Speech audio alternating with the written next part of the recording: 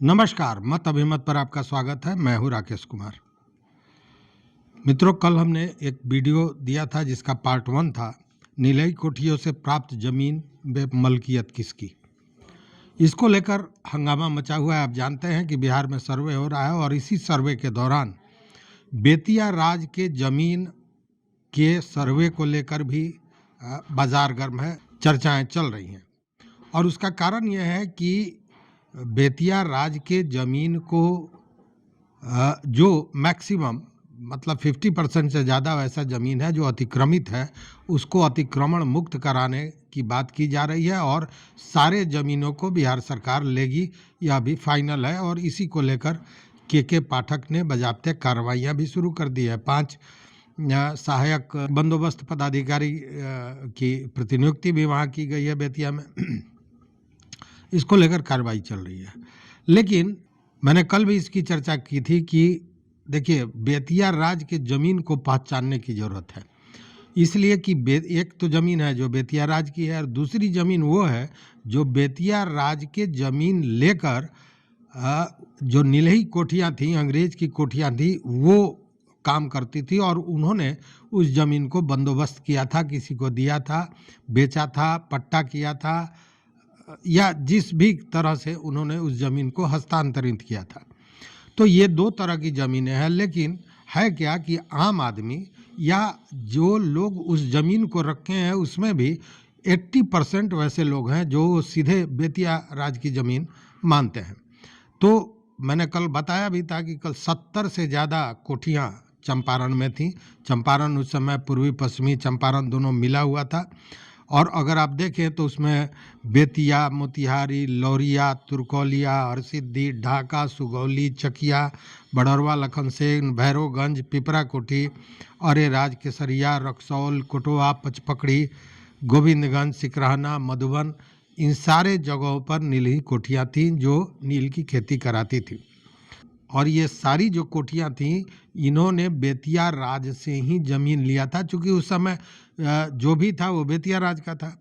अब वो ज़मीन जो लिया था उसमें बहुत सी कोठियाँ ऐसी हैं जिन्होंने रजिस्टर्ड परमानेंट लीज पर लिया था। Permanent lease, registered permanent lease का मतलब होता था कि वो कोठियाँ उस ज़मीन की मलकियत धारण करती थी, वो उस ज़मीन की मालिक होती थी, वही रैयत बसाती थी, वही ज़मीन बेचती थी, वही हस्तांतरित करती थी, पट्टा देती थी, खेती कराती थी, जो भी था उसकी मलकियत उन्हीं का था। और बेतिया राज का काम था केवल उससे जो निर्धारित रेंट है, जो शुल्क है, जो लगान है, वह वसूलना। चूँकि ये चर्चा इसलिए हमने किया कि कई ऐसे कोठियों के लोग हमारे पास पहुँचे जिनका ये कहना है कि अब तो हमारी ज़मीन चली जाएगी, इसलिए कि मामला 100-150 वर्षों पुराना है, कोई कागज़ नहीं है, मलकियत आखिर साबित करें तो कैसे करें, चूँकि पुराना मामला है। कई पुश्त पुराने जो पूर्वज थे उन्होंने ज़मीन को लिया था, उसके बाद चला आ रहा था, कभी बीच में कोई खोजबीन नहीं हुआ, इसलिए मलकियत के लिए किसी ने कागज़ की व्यवस्था भी नहीं की। लेकिन एक चीज़ है जिसके आधार पर मैं आपको कह सकता हूँ कि उसको अगर आप मिलान कर लें तो ये क्लियर हो जाएगा कि आप की ज़मीन जो है वो बेतिया राज की है या नहीं है। हालांकि ये जो सारा मामला है उसमें आपको याद होगा कि मैंने कल बताया था कि हाईकोर्ट में एक केस गया था जिसमें हाईकोर्ट ने कहा था कि 1897 1897 जब कोर्ट ऑफ वार्ड्स वहाँ पे लागू हो गया, उसके बाद से कोई भी ज़मीन का हस्तांतरण सही नहीं माना जाएगा अगर कोर्ट ऑफ वार्ड्स की अनुमति नहीं हो। तो यह क्लियर है और इसी को लेकर कहीं ना कहीं कन्फ्यूजन है। चूँकि आपको हम बता दें कि बजाब्ते जो लेटर, अब देखिए, यह व्यवस्थापक बेतिया राज का एक पत्र है, यह 8/9/21 का, इसमें बजाब्ते प्रेषक हैं व्यवस्थापक बेतिया राज, बेतिया। इन्होंने सचिव राजस्व परिषद बिहार पटना को लिखा है, जो कोर्ट ऑफ वार्ड्स राजस्व परिषद ही होता है। विषय है बेतिया राज की भूमि का सर्वेक्षण सत्यापन प्रतिवेदन समर्पित करने के संबंध में। महाशय, उपर्युक्त विषयक के संबंध में बेतिया राज्य की भूमिका 1897 के स्थिति के अनुसार सर्वेक्षण सत्यापन प्रतिवेदन तैयार कराया गया है।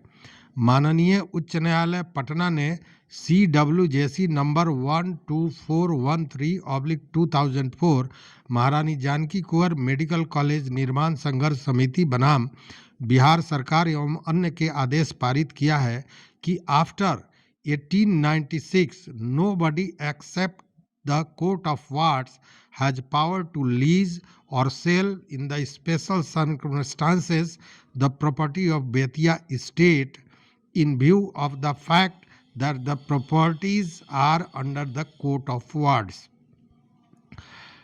उक्त के आलोक में बेतिया राज्य के भूमि का सर्वेक्षण सत्यापन का कार्य कराया गया।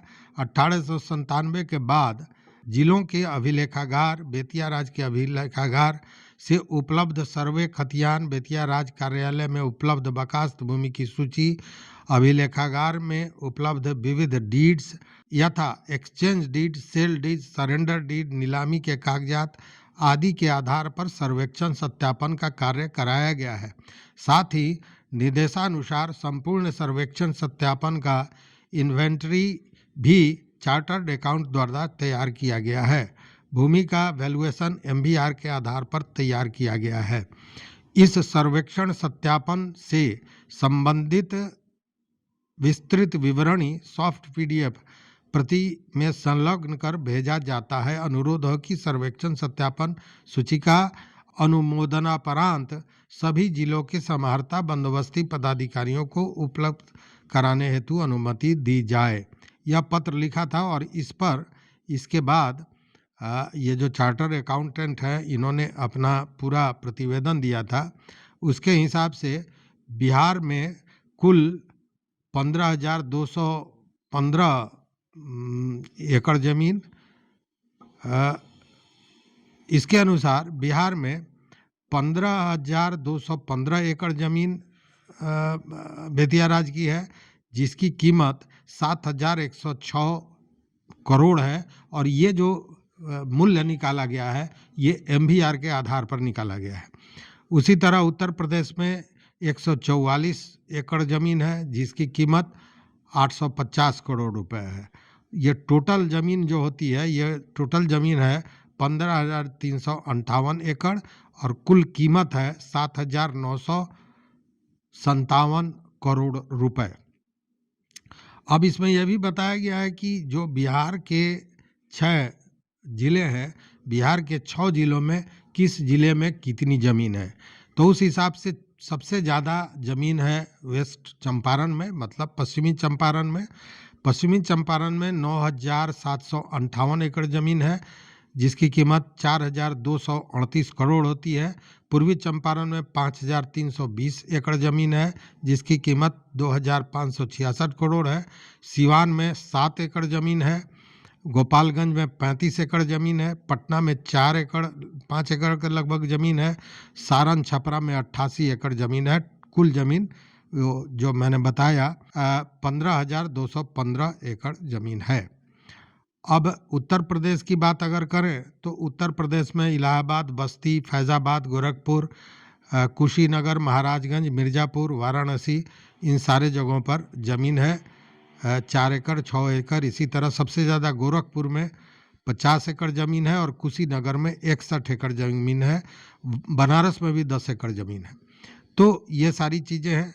अब इस ज़मीन में यह भी है कि किस प्रखंड में, जैसे पूर्वी और पश्चिमी चंपारण के किस प्रखंड में कितनी ज़मीन है, इसकी भी सूची है। और सबसे बड़ी बात क्या है कि एक वो सूची है एकदम खाता खेसरा और प्लॉट के साथ, जो बेतिया राज के व्यवस्थापक ने बाज़ाब्ता जो सर्वे कराया और सर्वे करा के एक एक चीज़ को निकाला, जो मैंने पत्र में पढ़ा उसके आधार पर मैं ये बात कर रहा हूँ।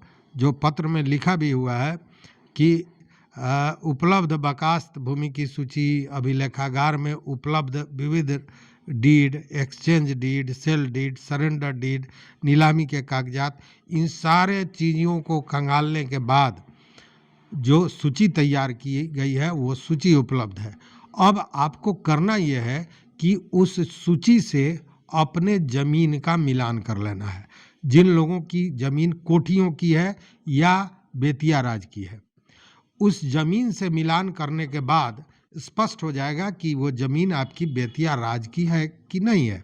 चूँकि बेतिया राज की जितनी ज़मीन है उसकी सूची उपलब्ध है और उसी सूची से जब आप अपने खाता खेसरा का मिलान करेंगे तो ये क्लियर हो जाएगा। चूँकि कई जगह जैसे मोतिहारी कोठी की बात करें, तुर्कोलिया कोठी की बात करें, वहाँ बहुत सी ऐसी ज़मीन है जिसको लोग समझ रहे थे कि बेतिया राज की ज़मीन है, हालांकि वो कोठी की ज़मीन थी। लेकिन जब सूची में खंगाला गया तो सूची में कहीं वो नाम नहीं है। मतलब कि वो एक आध जगह तो ऐसा है कि कोई मौजा ही नहीं है, मतलब पूरा राजस्व ग्राम ही उस सूची में नहीं है। और हल्ला ये किया जा रहा था कि ये बेतिया राज की ज़मीन है, और ये खासकर वो लोग हल्ला कर रहे थे जो ज़मीन कारोबारी है, जो भूमाफिया हैं, और ये एक भय पैदा करके आनन फानन में लोग बेच दें, कम कीमत में बेच दें, इसके लिए ये बहुत बड़ा षड्यंत्र रचा गया था।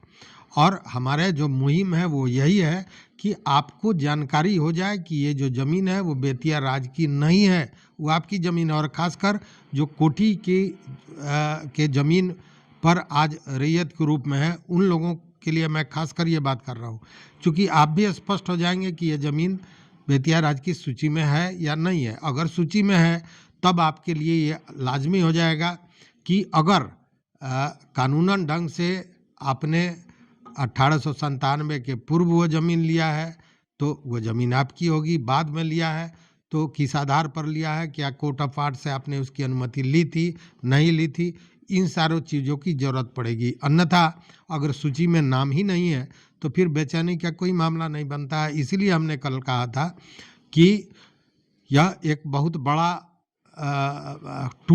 एक बहुत बड़ा हथियार मिल गया है, और इसी हथियार के आधार पर आप अपने सारे चीज़ों को देख सकते हैं, समझ सकते हैं कि जिस ज़मीन पर आपको शक है कि आपकी है, बेतिया राज की है, किसकी है, तो उसको आप देखकर पूरी तरह स्पष्ट हो सकते हैं।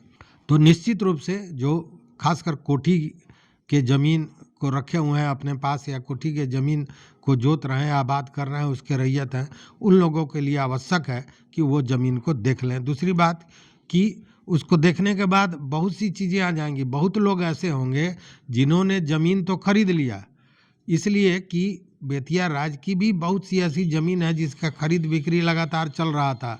चूँकि राजस्व विभाग में जो कर्मी हैं वो कितने हरिश्चंद्र हैं ये आप जानते हैं। यहाँ तो पैसा दीजिए और किसी का ज़मीन किसी के नाम पर करा लीजिए, दाखिल कागज किसी के नाम पर करा लीजिए। तो ये सारी चीज़ें हुई हैं। उसमें मान लीजिए किसी ने 2 बार 3 बार खरीदा बेचा और आपने भी उस ज़मीन को खरीद लिया, आपको पता ही नहीं है, लेकिन लिस्ट में उस ज़मीन का खाता खेसरा है।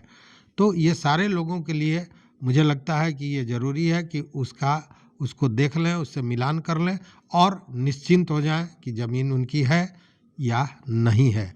अगर नहीं है तो फिर कागज़ों की व्यवस्था में लगे, क्योंकि वो जो पूर्वजों की संपत्ति है उसको बचाना भी कहीं ना कहीं हमारा कर्तव्य होता है। तो इस वीडियो में बस इतना ही। देखते रहिए मत अभिमत। और अगर चैनल पर अभी तक आप नए हैं, आपने सब्सक्राइब नहीं किया तो सब्सक्राइब कीजिए, लाइक कीजिए, दोस्तों के साथ शेयर कीजिए, और इन सारे चीज़ों पर अपना विचार ज़रूर दीजिए कि कोठियों की ज़मीन और बेतिया राज में जो अंतर है इसको आपने समझा कि नहीं, और अगर नहीं समझा तो फिर हम इस पर चर्चा करेंगे। बहुत बहुत धन्यवाद, बहुत बहुत धन्यवाद।